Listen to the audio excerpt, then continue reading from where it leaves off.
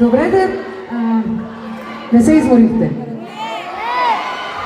И тогава искате ли за да ви изпеем нещо, което искате, аз като на всеки празник казвам, че минавайки през целия поп-фолк,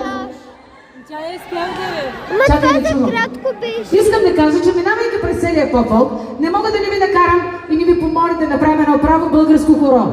Защото целият поп-фолк се гради в основата си на народната музика. Всички сме почнали оттам, така че каня ви, дайте да направим едно дълго, хубаво нашанско хоро, след което може Васко да ви изпее един ключе.